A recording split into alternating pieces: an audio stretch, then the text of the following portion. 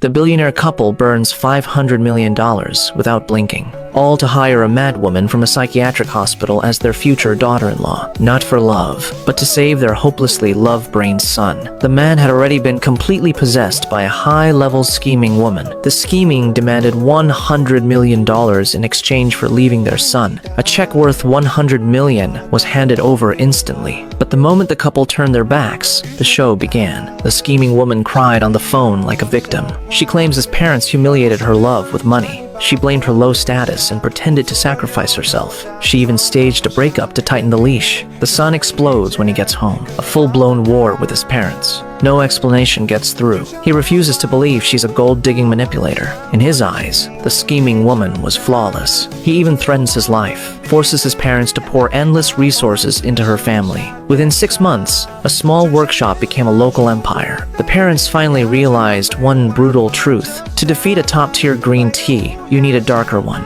So they turned their eyes to the mental hospital. There lived the girl once adopted by the scheming woman's family, the real final boss. $500 million and absolute freedom. The girl smiled without hesitation. She accepted the mission. She reappeared as the man's fiancée from the countryside. Her first day on campus, the humiliation scene was already loaded. She watched the man kneeling on the ground, begging the scheming woman for forgiveness. The scheming woman looks gentle and restrained. She claimed the gap between them was too big. She said she wasn't worthy. This push and pull poisoned the man perfectly. His obsession grew deeper. He promised endless resources until she felt safe. Only then did she reluctantly accept him. The girl stood aside, silently judging. She saw stupidity wrapped in devotion. Soon, the scheming woman heard about the fiancé. She immediately switched to victim mode in public. She pretended to step aside gracefully. She claimed to give the man to the girl. The crowd swallowed it whole. They crowned her as the true lover. They labeled the girl as the intruder. They promised punishment. The girl walks toward the classroom. She notices a trap on the door, but she pretends not to see it. She pushes the door open. Water splashes down. She is drenched instantly. Mockery fills the room. They tell her to go back where she came from. The scheming woman steps forward, kindly. She says everyone just can't accept betrayal. She asks the girl not to blame them. The girl finally decided it was time. She slowly removed her mask. Beauty detonated the room. Silence swallowed everyone. And the scheming woman froze because she recognized that face. The nightmare she personally buried. The girl lowers her gaze, fragile and pitiful. She makes it clear she has no intention of ruining their relationship. The engagement was arranged by elders beyond her control. She only wanted to study in the city and make new friends, and she begs the scheming girl to stop targeting her. Her restraint wins instant sympathy. Classmates step forward, offering friendship. The scheming girl panics. She can't let this girl ruin her plan. So she exposes the girl publicly, claiming the girl is her deranged sister who escaped a mental hospital. She paints herself as the victim, saying the girl was an adopted daughter who bullied her since childhood, and now dares to impersonate a fiancé to steal her boyfriend. The class turns instantly. Cruel words fly toward the girl. They even try to drive her away. The girl remains calm and wounded. She says she has no intention of competing for the boy. So why is she being framed like this? She points out one simple fact. Mental hospitals aren't places you can enter or leave at will. The logic lands. Doubt creeps into the crowd. They turn to criticize the scheming girl for venting jealousy on an innocent person and fabricating such vicious lies. The scheming girl finally starts to lose control. The girl presses further, calmly stirring the fire. She suggests the scheming girl might be insecure, afraid she isn't worthy of the boy's love. That line shatters her disguise. The scheming girl erupts in rage. She curses wildly and lunges forward, trying to shove the girl to the ground, but the girl catches sight of someone in the hallway. The boy is approaching. She leans in and whispers to the scheming girl, then lets herself fall backward, perfectly landing in the boy's arms. Her sharp gaze turns instantly frightened, like a startled white rabbit.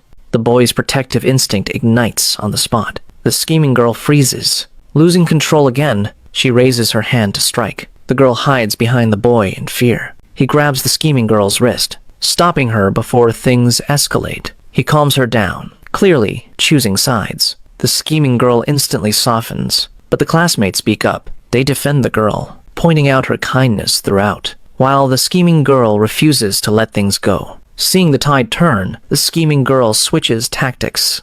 She apologizes in public. The girl graciously forgives her. The boy offers the girl a small gift as a greeting, then presents an expensive gift to the scheming girl. The scheming girl smirks, mocking how well the simple hairpin suits the girl. The girl doesn't argue. She casually gives the gift away, handing it to the scheming girl's close friend, saying the scheming girl must have given her many expensive things before, and hopes she won't mind this one. The friend is stunned. She admits she's never received a gift from the scheming girl. She excitedly takes the girl's hand, declaring her best friend from now on. Public opinion flips again. Everyone demanded the scheming woman give gifts. The girl steps in to ease the situation, but receives a furious outburst instead. Even the boy can't stand it anymore. He hands the girl a bank card, telling her to buy whatever she likes, because she deserves the best. With effortless precision, the girl wins the first round cleanly. The mad woman from the psychiatric hospital was strolling across the field.